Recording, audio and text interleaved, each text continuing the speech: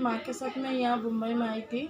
मेरी एक लड़की है। मेरी माँ फिर मेरा 12 साल में शादी हो गया तो मेरी माँ ने फिर वापस मुझे जाने नहीं दिया।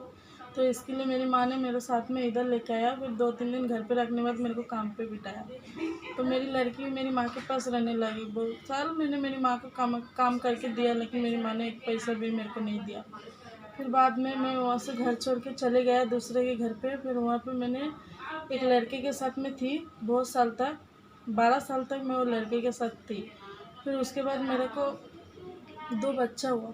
फिर बाद में वो आदमी भी छोड़ के चले गया, शादी कर लिया। फिर मैंने उधर से उधर काम वाम नहीं होता था ना, तो मैं उधर से छोड़ने का बहुत कोशिश किया, लेकिन मेरे को कोई रास्ता नहीं मिल रहा था। मैं कहाँ रहूँगी, कैसे रहूँगी, मैं छोड़ के कहाँ जाऊँगी। तो मुझे वहाँ पे भिवंडी में मुझे एक सहारा संस्था मिला। तो सहारा संस्था ने मुझे बहुत मदद किया। मुझे ये पुनाता में लेकर आया उन्होंने मुझे। पुनाता में लेकर आने के बाद मैंने पुनाता में 2 साल से इधर ही हूँ मैं। तो मैंने यहाँ पे बहुत कुछ सीखा और परमेश्वर के दुआ से मुझे यहाँ पे मैंने बहुत कुछ सीखा। मैं पढ़ाई भी कर रही हूँ और मुझे पहले बात करने का तरीका नहीं मालूम था, मुझे बाहर घूमने का नहीं मालूम था, मुझे बाहर जाने का भी नहीं मालूम था। लेकिन मैं यहाँ पे आके मैंने ये सब सीखा। मैं बाहर जाना, घूमना, अभी मैं किधर भी जा सकती हूँ, किधर भी जा सकती हूँ अकेली। मेरा बच्चा इधर ही हॉस्टल में रहता है। बेबी सिटी में मैंने मेरे बेटे को रखा है और मेरी 2 बेटी है, वो गांव में है, मेरी मम्मी के साथ अभी रह रही है। तो मैं उसको भी निकालना चाहती हूँ। मैं भी उसको भी अच्छे से एक हॉस्टल में डालूँगी। और अभी मेरा लाइफ बहुत अच्छा चल रहा है, बहुत अच्छा। मैं पुनाता में जब से आया तब से मैं बहुत खुश हूँ और मैं बहुत अच्छे से रह रही हूँ। मुझे खाने का पीने का कोई भी टेंशन नहीं, मुझे पहनना ओढ़ना सब कुछ मुझे टाइम टेबल मिल रहा है।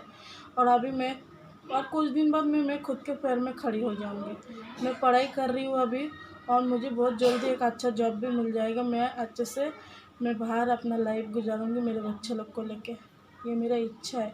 सबसे बड़ी बात, मैं वहाँ से निकलने का मेरा इतना आसान नहीं था, लेकिन मैं वहाँ से निकल गया। परमेश्वर के दुआ से सबको ऐसा खुशी मिले, ताकि ऐसा पुनाता सबको नसीब में हो और वो कुछ कर पाए। मेरा अभी भी मैं पुनाता से ही मेरे घर पे पैसा भेजती हूँ मेरे बच्चे लोग को। मेरी माँ के पास मैं पैसा भेजती हूँ मेरे दोनों बच्चों को देखने के लिए। मेरा बेटा यहाँ बेबी सिटी में रहता है, उसको भी पैसा देना पड़ता है, लेकिन मैं यहाँ से पुनाता से मेरे बच्चे को भी संभालने के लिए पैसा देती। मैं पुनाता में आके कंप्यूटर भी सीखा हूँ, बेसिक सीख लिया हूँ और मुझे इच्छा है ओला चलाने का बहुत इच्छा है। मैं आगे जाके मैं वो जॉब करना चाहती हूँ, ओला चलाना चाहती हूँ और कंप्यूटर में जॉब करना चाहती हूँ। मेरा बच्चा मेरे साथ में था और वो मोटा इंसान मुच्छी वाला वो मेरे को बुलाया और वो मेरे को वो हिंदी और नेपाली बोलता था। और उसका मेरा बच्चा भी बीमारी हो गया था। उसको बात सुन के आया, वो क्या बोला, दीदी का लेके जाएगा बोला। फिर वो बस से, गाड़ी से, रिक्शा से सब कुछ करके लेके आया। फिर पूना में लेके आया।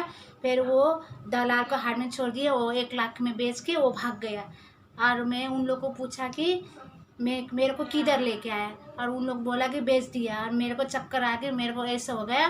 फिर मैं 5-6 महीने के बाद मैं भागना कोशिश किया था, बच्चा लेके भाग नहीं पाया। वो लोग इतना मारता था, दलाल का हाथ में इतना मारता था। फिर दलाल सामने हो गए भी भाग नहीं सका। फिर मैं वहाँ बीमार पड़ गए, मैं बीमार हो गए। कस्टमर बहुत रखता था, कस्टमर के साथ में लेके जा, मैं इतना नहीं मानता था, फिर भी ज़बरदस्ती भेजता था दलाल लोग। फिर मैं 5-6 महीना 7 महीना मैं बीमारी पड़ गए। बीमार होने के बाद वो सोनापुर का सेठ आया, वो खरीद किया मेरे को 50-60 हज़ार में खरीद किया। फिर मैं सोनापुर में आया। सोनापुर में आने के बाद फिर मैं सेठ को घर पे रहने का लगा, 4-5 लड़की को साथ में रहने का लगा। फिर वो सेठ और घरवाली उन लोगों को साथ में रहने का लगा। फिर वहाँ पे रहा और मैं वहाँ पे कस्टमर पैसा कमाने के लगा। मैं जैसे मेरे को आदत पड़ गई कस्टमर के साथ पैसा कमाने के लगा। मैं को देख के मैं वो दारू पी रहा था। फिर दारू पीने का शुरू हो गया, तम्बाकू सिगरेट खाने का सब शुरू हो गया। फिर मैं एक सेंटर का ऑफिस मिला। फिर वहाँ पे वो दीदी सब बुलाने का लगा। फिर मैं वहाँ पे गई सेंटर में, पुनाटा में गई।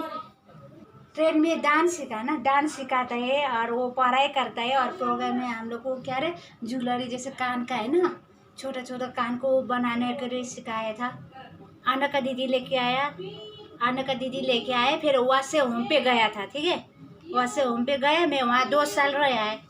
फिर 2 साल रहने के बाद फिर बोरौली में काम पे गया 2 महीने 3 महीने का काम पे गया।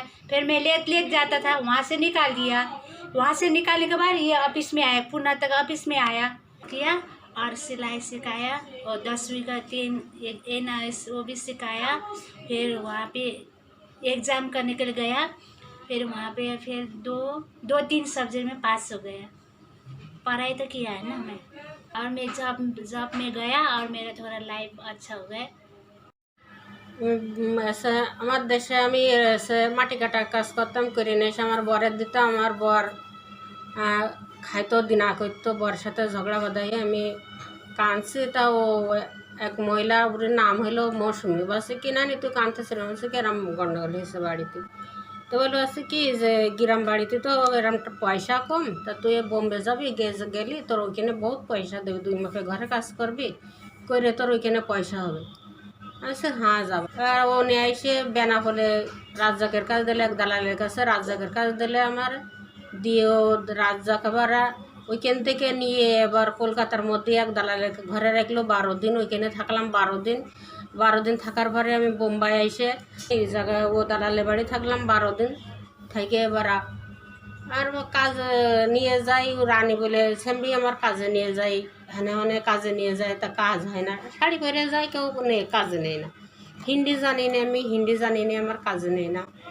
না নিলে আমি হলো ওইখান থেকে এবার আমার এই সোনাপুর নিয়ে এসে আমার আগে নিয়ে এসে আমার যারা মায়ের নিয়েছে কাল আমার মায়ের নিয়ে এসে এখানে আমি কাজ করি নে, কিছু কাজ করতে পারি নে, আমার ধরে ধরে মারে, ঘরে আমার ধরে মারে। তারপরে ঘরের কাজ করাই, দুনিয়ার ঘরের কাজ, কাপড় চোপড়, দুনিয়ার কাজ আমার করতে হয়।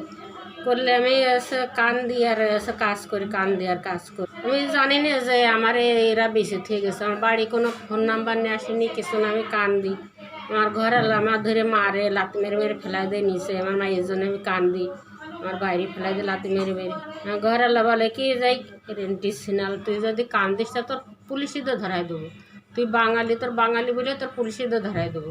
আমি ভয়তে আমি কারোর সাথে কোনো কথা বলিনি যে না ও পুলিশের দিয়ে ধরাই দিলে তাহলে বলে কি তুই জিন্দিগি তুই আর বাড়ি যেতে পারবি না, তো ছেলেপিলের মুখ চোখে দেখতে পারবি না। আমি ওই ভয়তে আমি কারোর সাথে কথা বলিনি। এবারে আবু সার্গের ওইখানে অফিস আছে, ওইখানে অফিসে আমি যেতাম আবু সারের সাথে, আনোয়ার দিদির সাথে। এবার বলেছি কি যে ওর মাইয়েরা দিদি এই হয়েছে, ওর মাইয়ের আমার আছে 5 বছর হয়েছে, 5 বছরের মধ্যে ওর মাই কোনো যোগাযোগ নেই, মায়ের সাথে কোনো ইয়ে নেই। এখান থেকে আমি 15 আমার সাথে একটা যোগাযোগ হয়ে গেল। আমি এখান থেকে আমরা 2 মাপে বাড়ি যাব, যাই ওইখানে যাই সেলাই মেশিনের কাজ করব। আর আবু স্যারের সাথে যোগাযোগ রাখবো যে ওইখানে কোনো লড়কি যেন আর বোম্বাই যেন না আসে। আর এইখানতে যোগাযোগ করে ওইখানে কোনো একটা কাম ধান্দা করে আমরা লোকরা সব লড়কি লোকরা একসাথে আমরা সব কাম ধান্দা করবো একসাথে। কোনো লড়কি আর বোম্বাই মে আর আনে আসতে আর দেবো না।